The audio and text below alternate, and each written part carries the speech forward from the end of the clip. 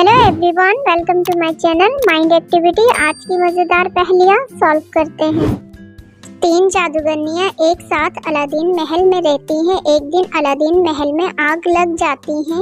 Aladdin महल का बादशाह परेशान हो जाता है। इन्वेस्टिगेशन के लिए बादशाह तीनों जादूगरनियों के पास जाता है। पहली जादूगरनी अपने स्टेटमेंट में कहती है, मैं अपनी छड़ी सही करवाने हिमालय गई हुई थी, मुझे कुछ नहीं पता। दूसरी जादूगरनी भी अपने स्टेटमेंट में कहती है, मैं वाटरफॉल देखने गई हुई थी, मुझे महल में आग लगने के बारे में कुछ नहीं पता। तीसरी जादूगरनी भी अपने स्टेटमेंट में कहती है, मैं अपने घर की सफाई कर रही थी, मैं कुछ नहीं जानती। तीनों जादूगरनियों के स्टेटमेंट सुनने के बाद अलादीन बादशाह समझ जाता है इन तीनों में से कौन झूठ कह रहा है। लॉजिकल जीनियस, क्या आप अपना IQ लेवल इस्तेमाल करके बता सकते हैं इन तीनों जादूगरनियों में से कौन झूठ कह रहा है? अलादीन महल में आग ऑप्शन सेकंड ने लगाई है। उसने अपने स्टेटमेंट में कहा है कि उसे अलादीन महल के आग के बारे में कुछ भी नहीं पता, जबकि बादशाह ने आग के बारे में कोई जिक्र भी नहीं किया था।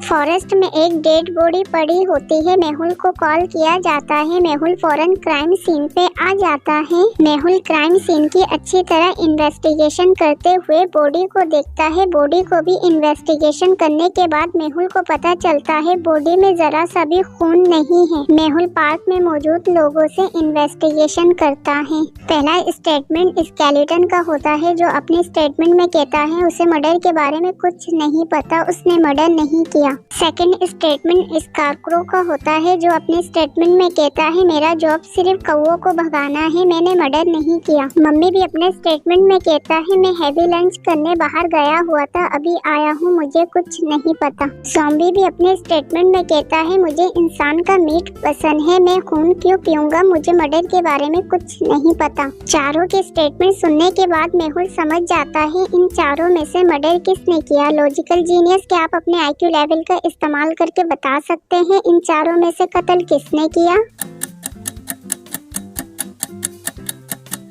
डेड बॉडी के गले पे जो फिंगरप्रिंट है वो ज़ॉम्बी से मैच होता है और ज़ॉम्बी को पता था कि बॉडी में खून नहीं है, इसलिए मेहुल समझ जाता है किलर ज़ॉम्बी है। डियर जीनियस, क्या आपने भी पता लगा लिया था किलर ज़ॉम्बी है? तो अपना जवाब कमेंट करें। कफ के अंदर एक डेड बॉडी पड़ी होती है। केस सॉल्व करने के लिए डिटेक्टिव मेहुल को कॉल किया जाता है। मेहुल भी क्राइम सीन पे आ जाता है। फॉरेंसिक रिपोर्ट से पता चलता है उस लड़की का मर्डर हुआ है। डिटेक्टिव मेहुल वहां मौजूद लोगों से इन्वेस्टिगेशन करता है। ज़ॉम्बी मेहुल को अपने स्टेटमेंट देते हुए कहता है मैं हैवी लंच करने के लिए लोकल कैफे गया हुआ था, वहाँ का खाना बहुत अच्छा है। वैम्पायर मेहुल को अपने स्टेटमेंट देते हुए कहता है मैं कॉफिन में सुकून से सो रहा था।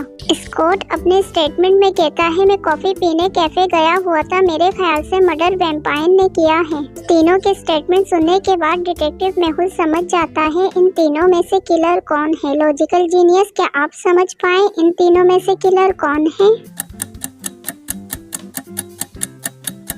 किलर स्कॉट है। स्कॉट को कैसे पता चला मर्डर हुआ है, जबकि वैम्पायर तो दिन की रोशनी में बाहर नहीं आते, इसलिए मेहुल समझ जाता है मर्डर स्कॉट ने किया है।